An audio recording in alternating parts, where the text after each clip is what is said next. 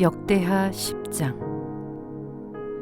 온 이스라엘이 르호보암을 왕으로 세우려고 세겜에 모였으므로 르호보암이 세겜으로 갔다.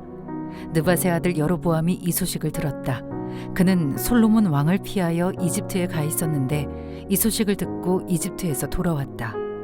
사람들이 여로보암을 불러내니 그와 온 이스라엘이 르호보암에게 가서 이렇게 말하였다. 임금님의 아버지께서는 우리에게 무거운 멍에를 메우셨습니다. 이제 임금님께서는 임금님의 아버지께서 우리에게 메우신 중노동과 그가 우리에게 지우신 이 무거운 멍에를 가볍게 해주십시오. 그러면 우리가 임금님을 섬기겠습니다. 르호보암이 그들에게 말하였다. 사흘 뒤에 나에게 다시 오시오. 이 말을 듣고 백성들은 돌아갔다. 르호보암 왕은 그의 아버지 솔로몬이 살아있을 때에 그의 아버지를 섬긴 원로들과 상의하였다. 이 백성에게 내가 어떤 대답을 하여야 할지 경들의 충고를 듣고 싶습니다. 그들은 르호보암에게 이렇게 대답하였다. 임금님께서 이 백성에게 너그럽게 대해 주시고 백성을 반기셔서 그들에게 좋은 말로 대답해 주시면 이 백성은 평생 임금님의 종이 될 것입니다. 원로들이 이렇게 충고하였지만 그는 원로들의 충고를 무시하고 자기와 함께 자라 자기를 받드는 젊은 신하들과 의논하며 그들에게 물었다. 백성이 나에게 선친께서 메워주신 멍에를 가볍게 해달라고 요청하고 있소. 이 백성에게 내가 어떤 대답을 해야 할지 그대들의 충고를 듣고 싶소. 왕과 함께 자라난 젊은 신하들이 그에게 말하였다. 이 백성이 임금님의 아버지께서 그들에게 메우신 무거운 멍에를 가볍게 해달라고 임금님께 요청하였습니다. 그러나 임금님께서는 이 백성에게 이렇게 말씀하십시오. 내 새끼손가락 하나가 내 아버지의 허리보다 굵다.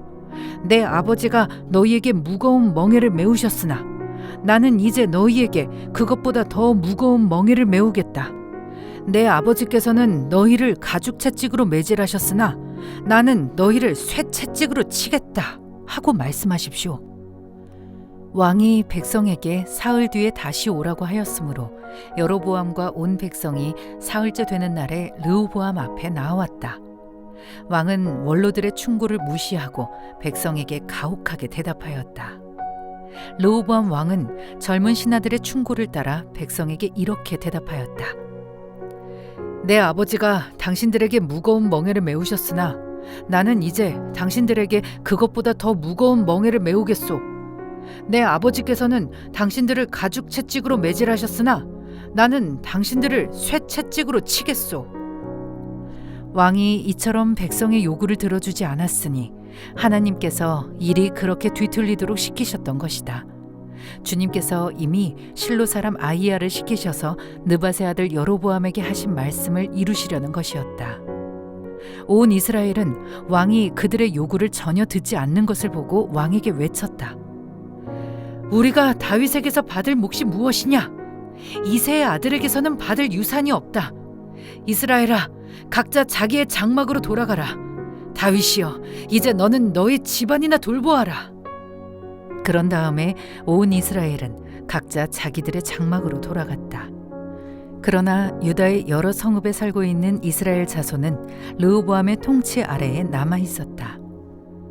르호보암 왕이 강제노동 감독관 하도람을 이스라엘 자손에게 보내었더니 이스라엘 자손이 그를 돌로 쳐서 죽였다. 그러자 르호보암 왕은 급히 수레에 올라서 예루살렘으로 도망하였다. 이렇게 이스라엘은 다윗 왕조에 반역하여 오늘에 이르렀다. 역대하 11장.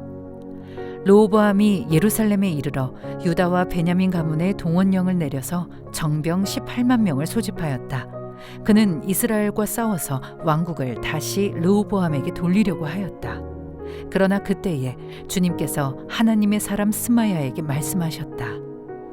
너는 솔로몬의 아들 유다의 르호보암 왕과 유다와 베냐민 지방의 온 이스라엘에게 이 말을 전하여라.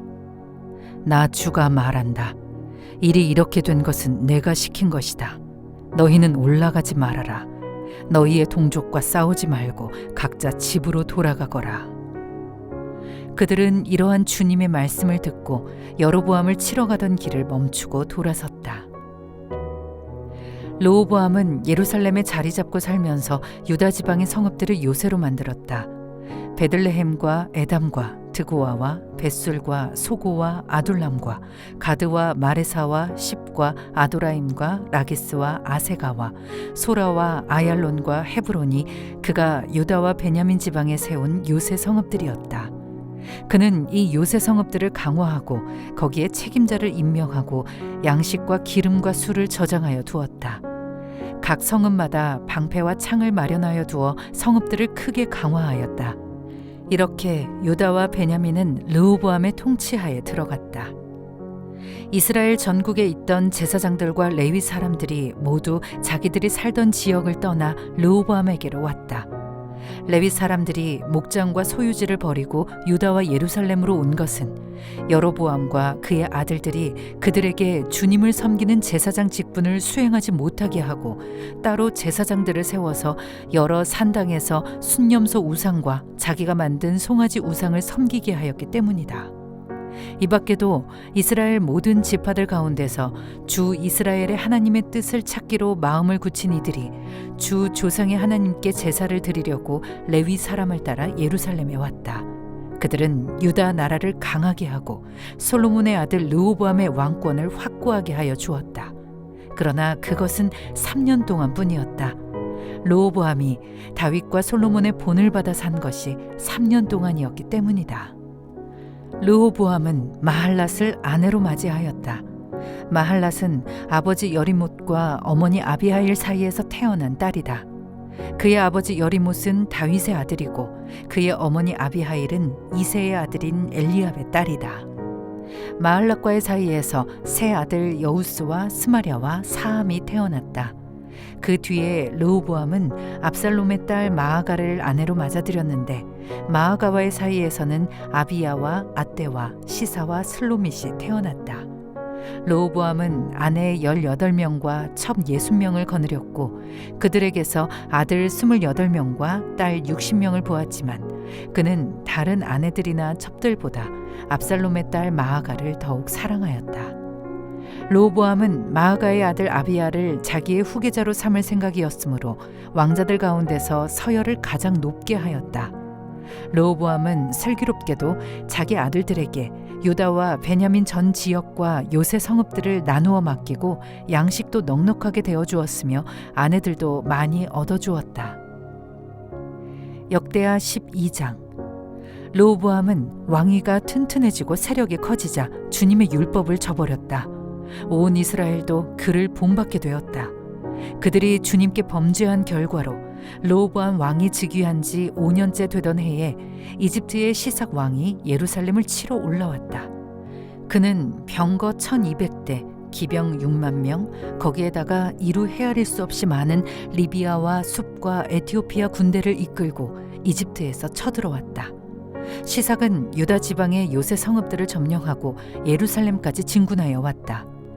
그때에 유다 지도자들이 시삭에게 쫓겨 예루살렘에 모여 있었는데 스마야 예언자가 르호보암과 지도자들을 찾아와서 말하였다. 주님께서 이렇게 말씀하십니다. 너희가 나를 버렸으니 나도 너희를 버려 시삭의 손에 내주겠다.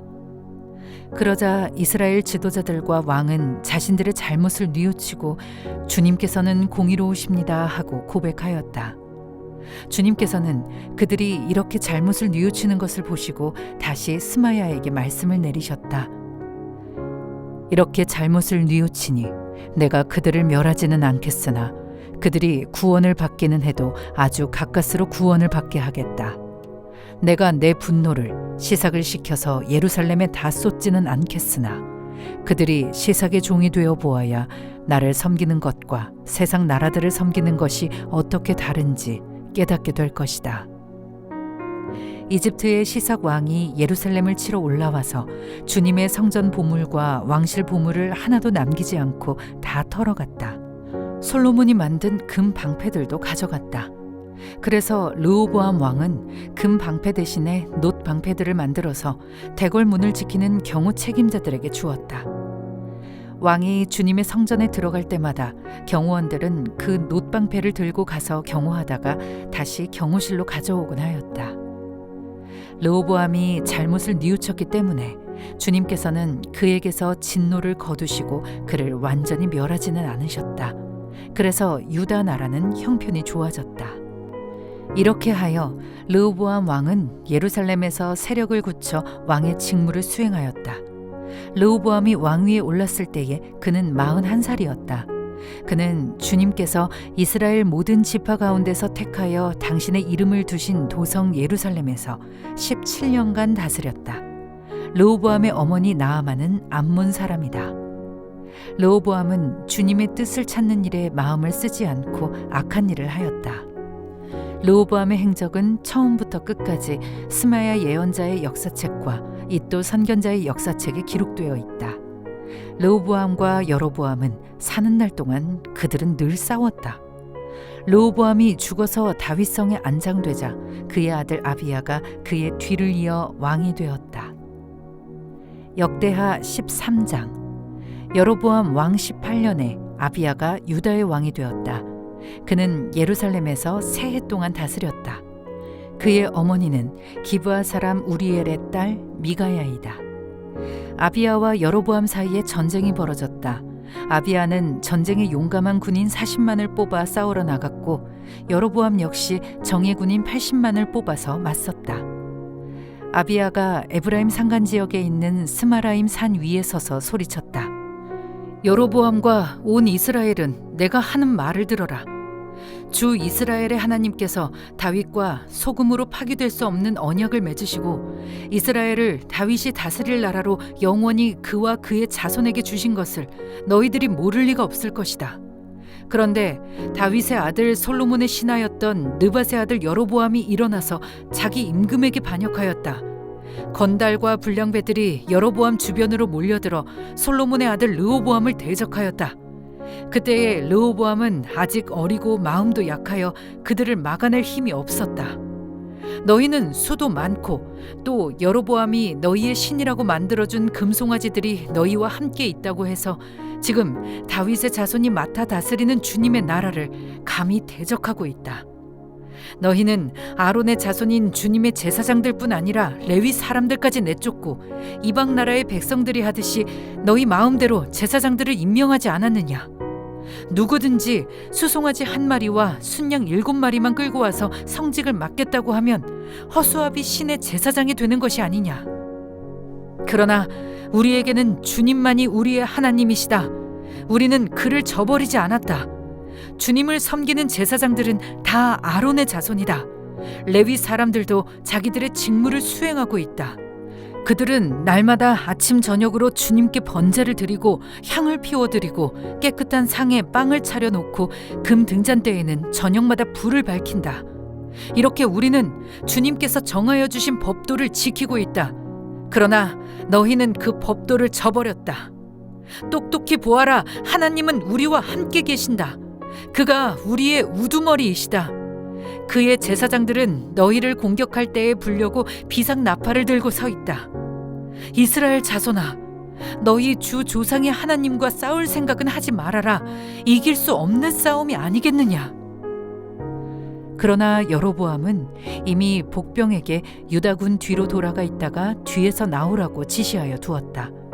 복병이 매복하는 동안 중심 공격 부대는 유다군과 정면에서 대치하고 있었다. 유다군이 둘러보니 앞뒤에서 공격을 받고 있는 것이 아닌가. 그래서 그들은 주님께 부르짖고 제사장들은 나팔을 불었다. 유다군이 함성을 지르고 하나님께서 여로보암과 온 이스라엘을 아비야와 유다군 앞에서 치시니 이스라엘 군이 유다군 앞에서 도망하였다. 하나님께서 이처럼 이스라엘 군을 유다군의 손에 붙이셨으므로 아비야와 그의 군대가 이스라엘 군을 크게 무찔렀다. 이스라엘에서 뽑혀온 정예병 가운데에 죽어 쓰러진 병사가 50만 명이나 되었다. 이렇게 이스라엘 군이 항복하고 유다 군이 이긴 것은 유다가 주 조상의 하나님을 의지하였기 때문이다. 아비야는 여로보암을 뒤쫓아가서 그의 성읍들 곧 베델과 그 주변 마을들, 여사나와 그 주변 마을들, 에브론과 그 주변 마을들을 빼앗았다. 여로보암은 아비야 생전에 다시 힘을 회복하지 못하고 주님께 벌을 받아서 죽고 말았다. 그러나 아비야는 더 강해졌다. 그는 아내 14을 두었으며 아들 22과 딸 16을 낳았다. 아비야 통치 때의 다른 사건들과 그의 치적과 언행은 이도 예언자의 역사책에 기록되어 있다.